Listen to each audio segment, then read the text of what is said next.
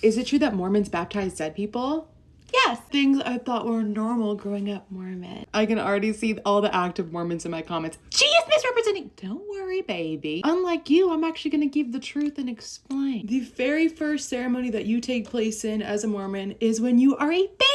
When you're born, your dad, of course, just the dad, will bring you up on a Sunday in front of the entire congregation. They will confirm you a member of the Mormon church. It officially puts your baby's name on the records of the church. When you turn 8 years old, you get baptized. They always frame this as being like a choice. Is it really a choice if all your friends in the church do it and your parents are like, are you gonna get baptized? So they have a baptismal font at the church building, and your dad or someone who holds the priesthood, a man of course, will go in with you. You have to wear this like white jumpsuit, like put their hand up, and then they said like your full name, like, with the power of the Melchizedek priesthood which I hold, I baptize you, blah blah blah blah blah, in the name of Jesus Christ, and they dunk you fully submersed, and then just like that you are a Mormon. The following Sunday during church, similar to the baby blessing, after you're baptized, you will receive the gift of the Holy Ghost. A man, of course, with the priesthood will lay his hands on your head in front of the entire congregation. They will give you the gift of the Holy Ghost. Now, what's the difference of feeling the Spirit, the Holy Ghost, and then receiving the gift of the Holy Ghost? What the Mormon church says is that you have to be baptized and you have to be given the gift of a permanent companionship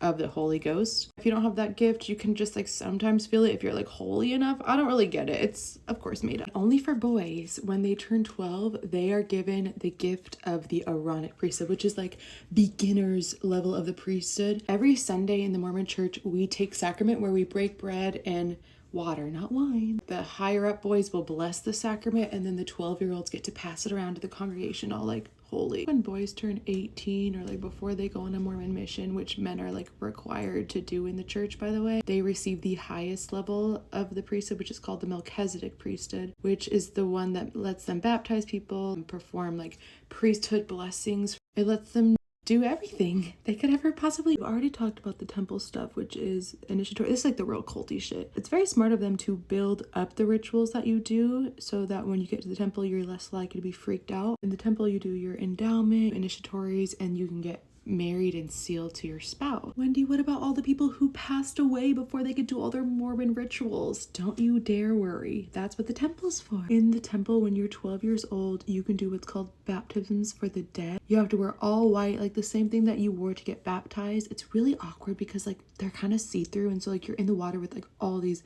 boys and girls and old men, and it's like sticks to your skin. It's just really awkward. I'll put a picture of the baptismal font. You get baptized on a dead person's behalf, but it's not a cult. That is all the time we had today. Get into this bead though.